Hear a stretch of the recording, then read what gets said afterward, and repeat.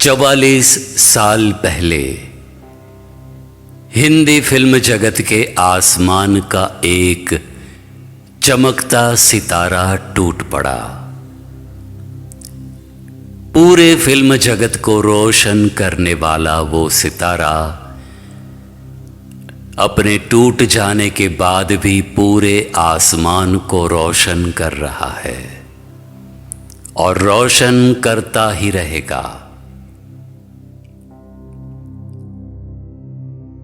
यह सितारा और कोई नहीं, मोहम्मद रफ़ी साहब हैं।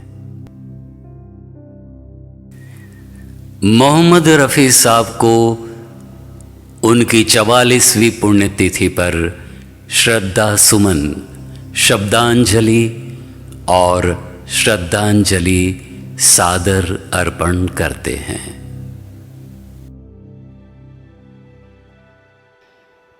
हेलो फैमिली, 44 साल पहले भारतीय पूरे संगीत को रोशन करने वाला वो नॉर्थ स्टार मोहम्मद रफ़ी साहब, जिन्होंने इस धरती को अलविदा कर दिया, लेकिन उनकी अमर आवाज ने पूरे आसमान को, हिंदी फिल्म जगत को आज भी रोशन किया हुआ है। अपने 56 साल के जीवन काल के दौरान जो जो विरासतें उन्होंने हमारे लिए रख छोड़ी है, उससे भी तकरीबन पौना पीरियड 44 साल उनके गुजर जाने के बाद भी वो उनकी विरासत, उनके द्वारा दिया हुआ खजाना आज भी सुरक्षित है और पूरे संगीत के आसमान को रोशन कर रहा है, रोशन करता रहेगा। ऐसे इस सितारे को उनकी पुण्यतिथि के उपलक्ष्य पर बहुत सारी श्रद्धांजलि अर्पण करते हैं, शब्दांजलि अर्पण करते हैं। लेकिन एक ऐसी कहानी मोहम्मद रफ़ी साहब के इंतकाल के ठीक 1 महीने पहले, मानो या ना मानो, लेकिन रफ़ी साहब को जैसे उनकी मौत का इम्कान हो चुका था। बिल्कुल 1 महीने पहले मोहम्मद रफ़ी साहब ने अपने श्रोताओं के लिए एक मैसेज दिया था रेडियो सिलोन पर। सोशल मीडिया के किसी भी प्लेटफॉर्म पर ये बात आप सबको आज तक किसी ने शेयर नहीं की, लेकिन दिल से दिल तक जेडी चैनल आज एक ऐसा सच्चा वाकया आप सभी के साथ शेयर करना चाहता है, रफ़ी साहब को श्रद्धांजलि स्वरूप। 1 महीने पहले रफ़ी साहब ने अपने श्रोताओं से, उनको प्यार करने वाली वो जो श्रोताओं की पूरी फौज है, उनसे मुखातिब होकर के रफ़ी साहब ने क्या मैसेज दिया था, बताते हैं आज की हमारी इस श्रद्धांजलि विशेष एपिसोड पर। दोस्तों, ये वाकया सही इस कदर है कि जब हर एक भारतीय के घर पर एंटरटेनमेंट का सिर्फ एक ही जरिया था और वो जरिया था रेडियो। रेडियो के उस दौर में रेडियो सिलोन, जो आज SLBC श्रीलंका ब्रॉडकास्टिंग कॉरपोरेशन के नाम से भी जाना जाता है, उस रेडियो सिलोन पर रफ़ी साहब ने अपने श्रोताओं के लिए क्या मैसेज दिया था। तो SLBC यानी रेडियो सिलोन सुनने वाली उस दौर की रेडियो लिसनिंग पूरी जनता है, उनमें से कई लोगों ने इस वाकये को हमारे साथ शेयर किया है, क्योंकि रेडियो सिलोन बड़ा ही पॉपुलर था। तो जून महीना था, 1980 का साल था। रफ़ी साहब का देहांत जुलाई में हुआ था। तकरीबन 30 या 29 तारीख के बीच की ये बात है। जून 29 या 30 के बीच में एक रेडियो प्रोग्राम रेडियो सिलोन पर चल रहा था। प्रोग्राम के दौरान रेडियो के अनाउंसर जो आज आरजे हम जिसे कहते हैं, वो रेडियो अनाउंसर ने एक स्पेसिफिक अनाउंसमेंट किया अपने लाइव प्रोग्राम को रोक करके कि श्रोताओं, आज हमारा सौभाग्य है कि रेडियो सिलोन के ऑफिस पर मोहम्मद रफ़ी साहब मौजूद हुए हैं और हम हो सके तो आप सभी का उनकी आवाज़ के ज़रिए साक्षात्कार करवाना पसंद करेंगे। तो बने रहिए आज के हमारे इस लाइव प्रोग्राम में। तो बात ये थी कि रफ़ी साहब अपने किसी कागजी कार्रवाई के कारण रेडियो सिलोन के ऑफिस पर गए हुए थे जब ये प्रोग्राम लाइव चल रहा था। शायद उन्हें कोई एग्रीमेंट साइन करना था रेडियो के साथ या कोई वाउचर उनके पेमेंट का साइन करने के लिए रफ़ी साहब पहुंचे हुए थे। तो अनाउंसर ने तो अनाउंसमेंट कर दी कि रफ़ी साहब का साक्षात्कार हम हमारी लिसनर्स की पूरी क्लब के साथ आज के लाइव प्रोग्राम में करवाएंगे।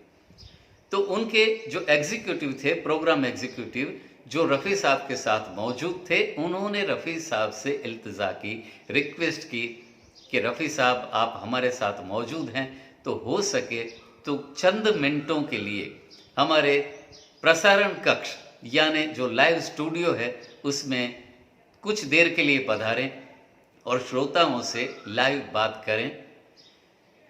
दोस्तों, आप सब जानते हैं कि रफ़ी साहब गाने में जितने मजबूत थे, गाने में उनकी कोई मिसाल नहीं, उनका कोई सानी नहीं, लेकिन रफ़ी साहब बात करने में, बोलने में उतने कंफर्टेबल थे नहीं।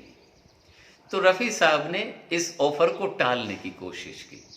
उन्होंने कहा कि मैं कुछ हफ्तों के बाद में फिर से आऊँगा और कुछ प्रिपरेशन करके आऊँगा और हमारी सभी लिसनर्स जो क्लब है SLBC की, रेडियो सिलोन की, उनसे मैं फेस टू फेस बात करूँगा और उनसे बातें भी करूँगा। लेकिन आज मुझे थोड़ी जल्दी है, मुझे आप जाने दें, मैं फिर से दोबारा आऊँगा। तो जो एग्जीक्यूटिव थे उन्होंने कहा कि कम से कम एक मैसेज आप पास ऑन कर दीजिए, हमारे जो अनाउंसर हैं वो हमारे लिसनर्स को सुना देंगे। तो अपनी मृत्यु से 1 महीने पहले ठीक रफ़ी साहब ने कहा था कि मैं आप सभी से मिलने ज़रूर से आऊँगा और आप सभी से बातें करूँगा। तब तक हमारे सभी श्रोताओं को बहुत सारी शुभकामनाएं दीजिएगा कि मैं चाहता हूँ कि आप अच्छी सी सेहत के साथ जीते रहें। तब तक अगर रही ज़िंदगी तो मैं दोबारा 1 या 2 हफ्ते के बाद में ज़रूर से आऊँगा। ना तो रही ज़िंदगी, ना रफ़ी साहब कभी रेडियो सिलोन पर अपने श्रोताओं से जुड़ सके। लेकिन जब दोस्तों Sri Lanka broadcasting corporation radio Ceylon का जिक्र चलता है तो हमें ज़रूर से याद आती है एक ऐसे आरजे, एक ऐसे रेडियो अनाउंसर के भीष्म पितामह हम जिन्हें मानते हैं और ऐसी शख्सियत रहे मिस्टर अमीन सायानी साहब। अमीन सायानी साहब ने भी रफ़ी साहब के हवाले से एक रेडियो प्रोग्राम करना चाहा था, लेकिन अमीन सायानी साहब की भी वो हसरत अधूरी रह गई। क्या कहा था अमीन सायानी साहब ने, ये भी सुनने वाला एक वाकया है। मैं रफ़ी साहब के करीब ब्रॉडकास्टिंग के ज़रिए नहीं है, सिर्फ उनके स्टेज शोज़ के ज़रिए पहुंच पाया। रफ़ी साहब को इंटरव्यू करने की कोशिश मैं जब भी करता तो वो मुकर जाते, किसी न किसी तरह से वो मुंह फेर कर मुस्कुरा कर निकल जाते। बहुत कोशिश की मैंने, लेकिन फिर पता चला कि इसलिए वो ज़रा कतराते हैं क्योंकि गाने में तो वो उस्ताद हैं, लेकिन बोलने में ज़रा से कुछ शर्मीले। दुनिया में 2-3 ही ऐसे शायद इंटरव्यू होंगे जिनमें वो ज़्यादा बोले होंगे। ज़्यादातर इंटरव्यूज़ में यही होता था कि वो एक शब्द में हूँ हाँ कहकर वो टाल जाते थे और कुछ ज़्यादा नहीं कहते थे। तो मैंने भी जब कई बार कोशिश करने के बाद मैंने कहा तो फिर क्या करें रफ़ी भाई, कैसे होगा इंटरव्यू आपका? कहने लगे एक शर्त पर हो सकता है। मैंने कहा क्या कौन सी शर्त? कहने लगे देखो तुम सवाल कुछ इस तरह के बनाओ कि हर सवाल का जवाब मैं किसी गीत को गा कर दे पाऊं। मैंने कहा रफ़ी साहब आइडिया तो अच्छा है लेकिन मुश्किल है, बहुत सोच समझ कर ऐसे सवाल बनाने पड़ेंगे, और गाने तो मैं चुन ही लूँगा, लेकिन ठीक है चलिए, आपने कहा है तो मैं शुरू करता हूँ। तो साहब मैंने वो इंटरव्यू प्लान करना शुरू किया, लेकिन शुरू करते करते बहुत वक्त हो गया, और एक दिन उसके बाद पता लगा कि महान गायक रफ़ी साहब का इंतकाल हो गया। मैं भी उन लाखों लोगों में शामिल था जो उनके जनाजे के साथ कब्रिस्तान की तरफ चले। बांद्रे में उनके घर के पास ही था कब्रिस्तान, तो वहाँ से मैं भी चला था। थोड़ी सी बारिश हो रही थी, लेकिन बारिश की परवाह किसको थी। हमारा बड़ा ही प्यारा गायक, बड़ा ही प्यारा इंसान मोहम्मद रफ़ी जा रहा था सबको छोड़कर, गोया ये कहते हुए। वो गाना था ना उनका, एक बहुत बहुत खूबसूरत, असद भोपाली ने जिसे लिखा था कि दिल का सूना साज तराना ढूंढेगा, तीरे निगाहे नाज निशाना ढूंढेगा। को मेरे पास जमाना ढूंढेगा। रफ़ी साहब को उनकी 44वीं पुण्यतिथि के उपलक्ष्य पर श्रद्धांजलि स्वरूप हम शब्दों की कुछ अंजलियां अर्पित करते हैं दिल से दिल तक जेडी चैनल की ओर से। वक्त हो चला है आज के हमारे विचार बिंदु का। अपने खिलाफ बातें खामोशी से सुन लो, यकीनन वक्त उसे सही जवाब देगा। दोस्तों, कैसी लगी आज की हमारी ये वीडियो? हमें ज़रूर से फीडबैक दीजिएगा। आप सभी के कमेंट्स के लिए हम इंतज़ार करते हैं। अगर आप चाहें तो हमारे चैनल को लाइक करिए, अपने दोस्तों के साथ शेयर भी करिए। अगर आप चाहें तो हमारे चैनल को सब्सक्राइब करिए, और आपके फीडबैक के लिए हम इंतज़ार करते हैं। Bye bye, take care, save water, save our mother.